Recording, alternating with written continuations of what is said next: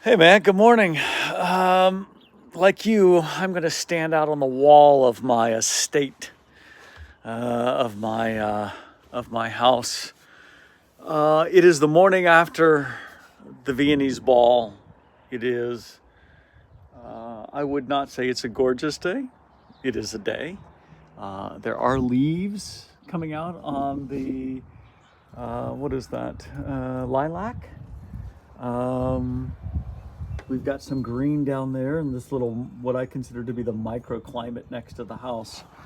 Um, it's near freezing this morning. Maybe it's 5 now. Maybe not. And we rolled in last night about 1:30, and we're up at about 6:30 this morning because we like the nightlife. We like to boogie. So we had it was a good time. We did a lot of dancing, and I just shot little clips of video, took some pictures here and there. So let's get into those.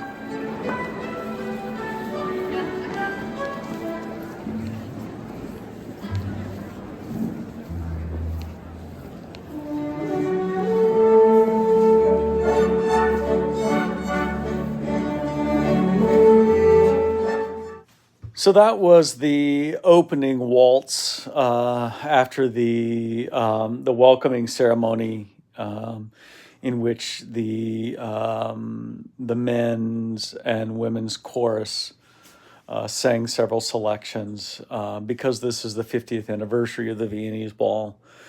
The last song for each men's and women's groups, they invited all the alumni who were present to come up, and they sang, and it was, they're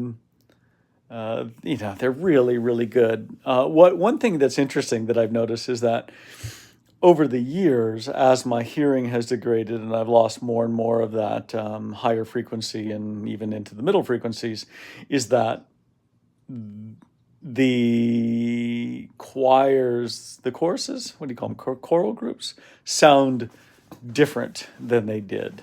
Some of them sound downright unmusical, just because I'm missing a whole frequency of things. But I can look at the outfits and I can appreciate the blocking. There was no blocking; they were just standing on risers. You know what I mean? Anyway. So this is the opening. Like I said, this is the opening waltz, and these were mostly the couples who were in the outside lane. If you remember from videos from past years, on the floor they have the middle section, which is for the noobs and the slower movers, and then the outside lane is for the fast movers. And most of these couples that you see in this opening dance were the fast movers. Fun to watch, really good ballroom dancers.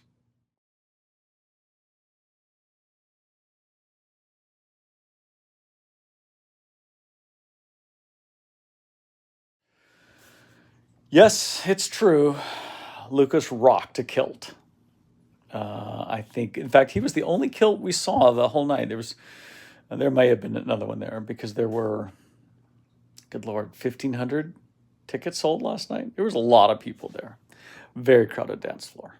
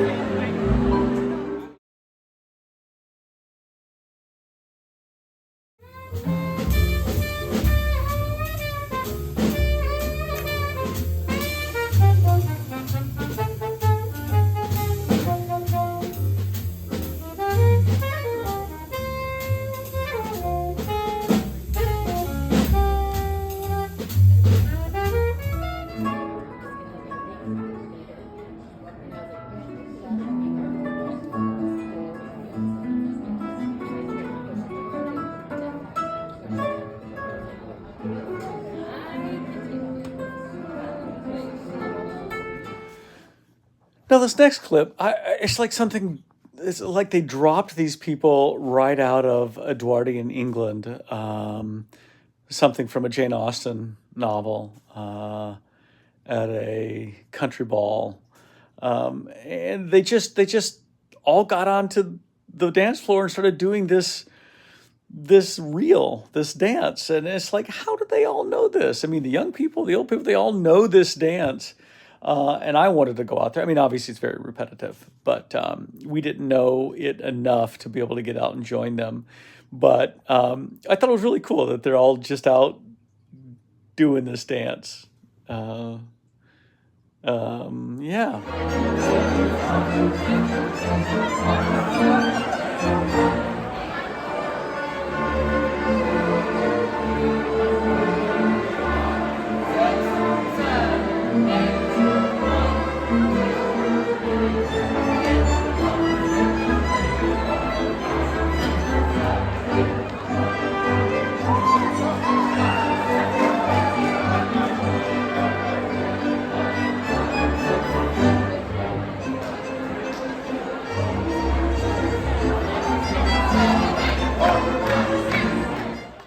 So this next clip is from near the end of the night, and this used to be in previous balls we've gone to, the very final dance, like at just shy of 1 a.m., and it's called the Grand March.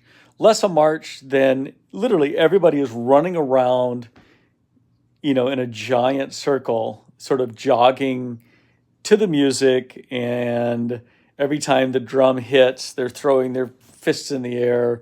And I don't know how this tradition came about. I don't know what it means. I don't know why they do it, but Beth and I joined.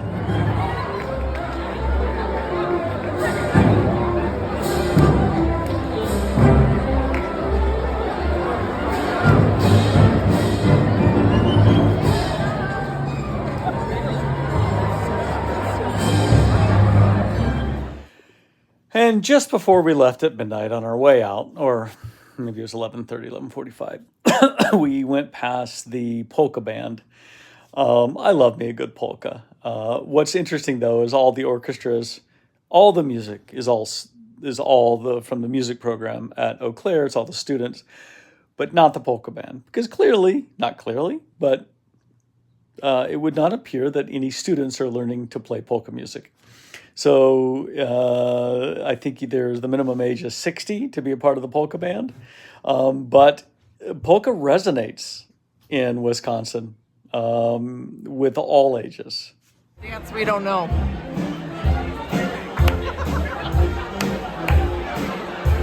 Thanks for ruining my video.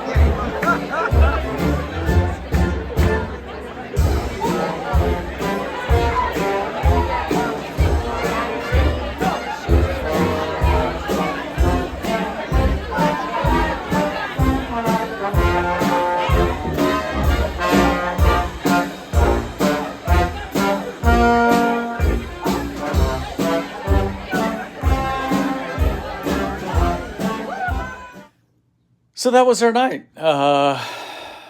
We rolled in. I don't know, and I think we got into our drive about 1:15. But it was a good time. It was Daryl Ann and Lucas's first time there. They enjoyed it. We all danced a lot. We did get to see Kim and Jim and got to talk with them a little bit. Jim, by the way, has accepted the presidency of James Madison University down in Virginia, and he starts this summer. So this is their last Viennese ball, and then they'll be off to different things. So that is it from Winona. I guess I'm going to try to get my dead butt off the couch, out of this chair, and Preston and I are going to go do some tiling. And that is my story. Sticking to it.